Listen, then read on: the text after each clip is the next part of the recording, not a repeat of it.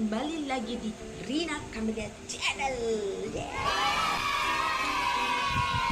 Aha. Kali ini saya mau berbagi informasi buat kalian yang sempat dirumahkan. Jadi jangan patah semangat. Sekarang sepertinya pemerintah Makau sudah membuka lampu kuning untuk kalian teman-teman di sana yang terpaksa diistirahatkan sementara karena COVID-19. Aha.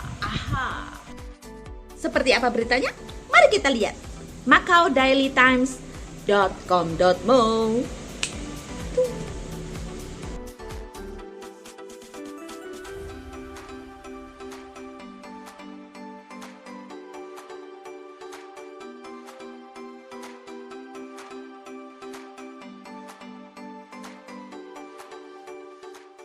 Aha. Dan teman-teman, kabar gembira itu diperjelas ketika saya nonton channel YouTube Bang Beto Production. Wow, so excited dengernya, seneng banget. Jadi teman-teman yang di luar sana yang tadinya lemes, sekarang punya harapan. Mari kita simak. Oke, kita kembali lagi di dalam acara Kumbang Channel bersama saya, Pak Beto dan juga Pak Johnson. Kumpul bareng yo. Jangan lupa hari Minggu jam 8 sampai jam 10 malam dan jam 9 sampai 9.45 itu segmen berbahasa Inggris. Kita baru saja menyelesaikan segmen berbahasa Inggris dan kita ada di segmen terakhir di dalam acara Kumbang Channel, yaitu segmen bincang-bincang, tentunya kembali di dalam bahasa Indonesia. Dan hari ini saya mau bicara tentang rencana pemerintah lokal untuk membuka border di Makau kepada beberapa orang asing ya, yaitu misalnya yang memiliki keluarga orang lokal di Makau, juga untuk para orang asing yang memegang blue card atau pekerja migran yang saat ini sedang terjebak di luar gitu ya. Ada beberapa teman saya yang juga beberapa anak-anak di gereja saya juga yang sempat terjebak di luar. Kalau blue cardnya sudah expire. Kalau sudah expire, nah itu akan permasalahan satu lagi. Ini yang mau saya bicarakan justru. Jadi pokoknya ya untuk saat ini kabar baiknya adalah kenyataan bahwa pemerintah paling tidak ya, pemerintah Makau setidaknya sudah menyatakan bahwa mereka berencana untuk membuka bordernya, membuka perbatasannya. Artinya ya ada kemungkinan para pemegang blue card Makau ini boleh kembali. Tapi ya ada masalah-masalah berikutnya, yaitu yang pertama ya pemerintah Makau belum memberitahukan secara pasti kapan mereka boleh kembali gitu ya. Dan mereka juga berbicara tentang prosedur yang harus dilakukan karena mereka tentu harus memastikan kembalinya orang-orang ini ke Makau tidak akan membuka resiko bagi orang-orang di Makau. Seperti itulah basically ya. Dan jadi mereka masih mempelajari ini gitu ya. Jadi ya kita nggak tahu ini benar akan terjadi apa enggak gitu ya. Tentu kita berharap bisa ya, karena pertama-tama ya kita juga bingung Makau dengan keadaan jadi seperti ini. Di dalam diskusi. Masih diskusi ya. Karena kalau nggak kembali orang-orang ini, yang pertama yang punya keluarga di Makau terpisah seperti itu kan kesian ya. Iya. Kedua, ya Makau memang tetap membutuhkan para pekerja migran ini, Pak Johnson. Ya contohnya misalnya yang bekerja di bagian-bagian yang bawah lah, seperti diutarakan oleh beberapa anggota legislatif Makau ya. Beberapa waktu lalu ya mereka bilang ya orang Makau, orang lokal Makaunya siapa sih yang mau kerja yang bagian bawahnya gitu loh, Pak Johnson. Gak banyak yang mau gitu kan. Jadi jangan disusah-susahin gitu loh, karena kalau nggak bakal lumpuh Makau seperti itulah. Nah, jadi itulah sebabnya mereka kembali merencanakan untuk mengizinkan para pekerja migran untuk kembali, termasuk tentunya pekerja migran Indonesia, Pak Johnson. Nah, jadi kabar baik ini kalau ada beberapa teman kita yang mendengarkan ya, atau teman-teman BMI semua yang ada di Makau mendengarkan, silakan kasih tahu ke teman-teman yang ada di Indonesia. Tapi saya setuju dengan Pak Johnson bilang, jangan kasih harapan palsu ke teman ya.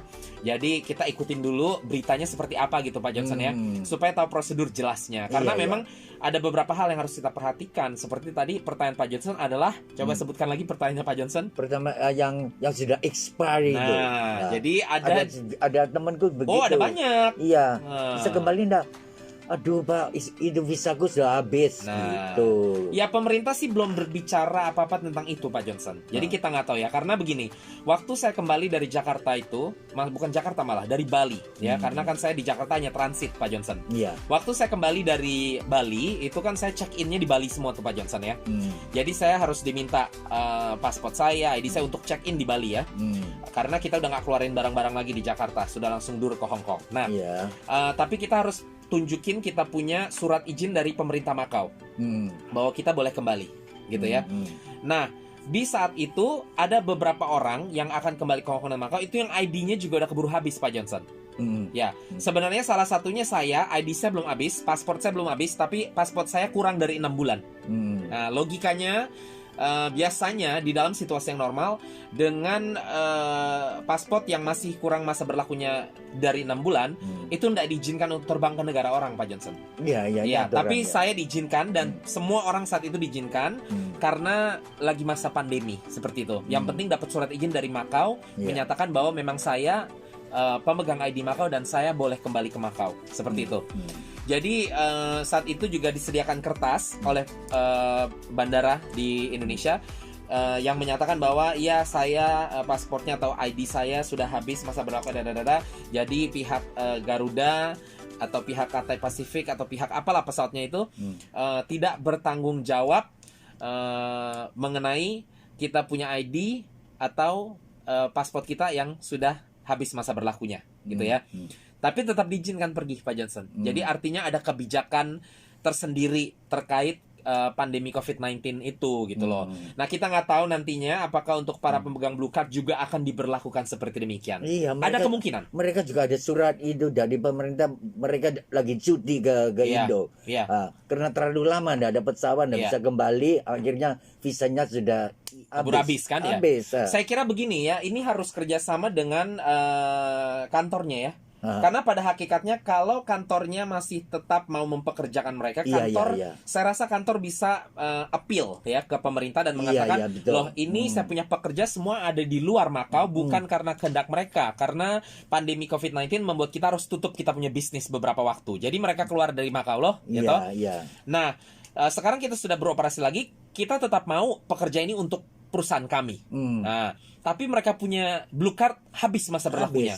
Tapi saya tetap masih memperpanjang kontrak kerja dia dengan perusahaan saya. Kalau itu dilakukan, kemungkinan tetap diizinkan. Karena kan pada hakikatnya Pak Johnson, nanti bulan Oktober peraturan pekerja migran di Makau pun berubah. Ingat ya, sesuai berita yang sebelumnya, di mana orang yang mau masuk kerja ke Makau ini nggak boleh lagi dengan jadi harus. Tapi mereka ini bukan turis ngerti. visa. Begini maksud saya Pak Johnson, orang yang mau masuk kerja ke Makau nanti di bulan Oktober itu tidak boleh pakai turis visa, ngerti ya? Jadi sebelum mereka masuk Makau, mereka harus punya kontrak sudah tanda tangan dengan perusahaan di Makau. Udah ada kontraknya dan pemerintah dan perusahaan yang di Makau tersebut akan bawa kontrak itu ke pemerintah untuk mendapatkan surat yang akan dikirim kepada pekerja tersebut. Jadi pekerja tersebut boleh datang ke Makau. Sampai Makau baru urus visanya. Jadi sebenarnya pada hakikatnya ini sama saja dengan mereka tidak ada visa atau dengan blue card mereka habis. Selama perusahaan di Makau yang mempekerjakan mereka masih bersedia mereka untuk memberikan kontrak itu. Ngerti ya? Memperbarui kontrak lah istilahnya gitu. Ya kirim pakai pos lah seperti itu. Gitu. Termasuk surat menyatakan bahwa pekerja ini yang namanya ABCD ini masih bekerja secara resmi di perusahaan saya. Dan saya meminta kepada Departemen Human Resource ya di Makau untuk memberikan surat yang diperlukan untuk pekerja saya kembali ke Makau bekerja. Hakikatnya sebenarnya bisa seperti itu. Ya, kalau itu berlaku pasti bisa. Jadi ya kita lihat saja loh. Banyak loh. Banyak juga sekali. ada teman begitu. Iya benar-benar banyak sekali dan saya kira Makau pun juga sangat krusial. Makau memerlukan para pekerja migran ini untuk kembali karena kalau nggak ya siapa yang mau kerjain di bidang-bidang tertentu gitu ya Pak Johnson ya. Memang orang lokal juga banyak kehilangan pekerjaan dan butuh pekerjaan, tapi ada sektor-sektor tertentu yang orang lokal sendiri tidak mau bekerja di situ kecuali memang sudah terpaksa, artinya tidak punya mungkin tidak punya latar belakang pendidikan yang tinggi dan lain sebagainya. Contohnya security guard. Iya. Iya. Berapa banyak sih orang lokal yang mau kerja, Pak Johnson? Iya, makanya Ada, tapi nggak banyak. 10.000 gajinya, Nah. mereka enggak kerja karena terlalu panjang itu jam kerjanya. Nah, itu dia. 12 jam. Nah, jadi Gitu. untuk sektor itu yang- butuh orang-orang dari luar negeri. Betul. Loh. Kalau misalnya dari itu Nepal lah, India lah, ya. Filipina lah gitu. Cina tuh kayak gitu. Kalau kasih 10.000 mereka mau loh. Iya. Iya, tentu. Jadi ya kita coba lihat nih, harap-harap ini benar gitu ya. Teman Pak Johnson banyak juga yang sudah kejebak ya. Iya. Gitu. Saya juga di mana kejebaknya? Hah? Di mana kejebaknya? Di Indo loh. Di Indonesia ya. Iya, di Indonesia. Iya, sama. Teman kami juga ada beberapa terjebak di Indonesia gitu ya. Jadi Iya. ya kita berharap ini memang segera berakhir gitu lah ya.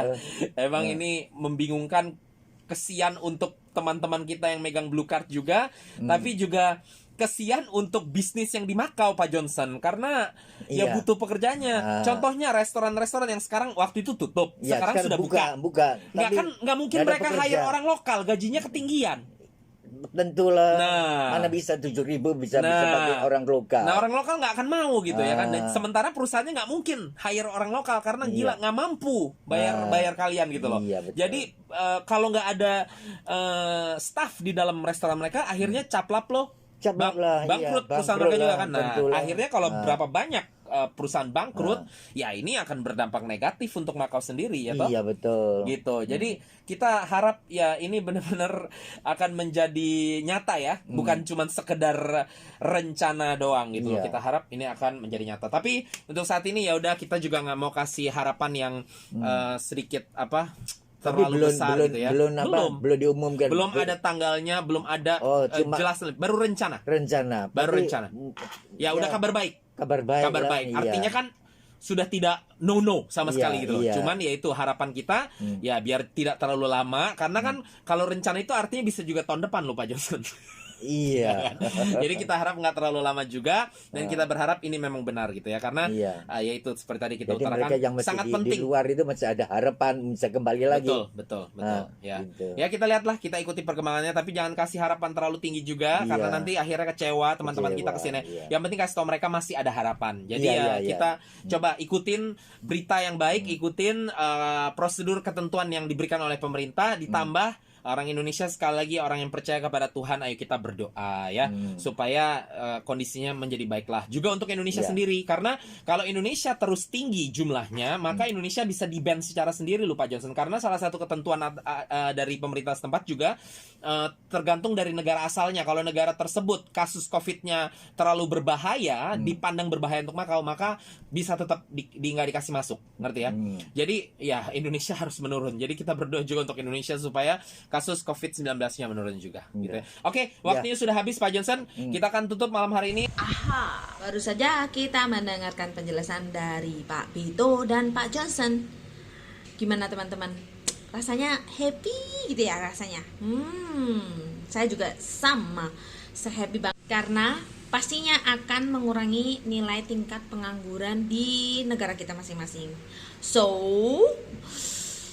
berharap segera diwujudkan. Masih ada Tuhan, masih ada harapan. Bye-bye.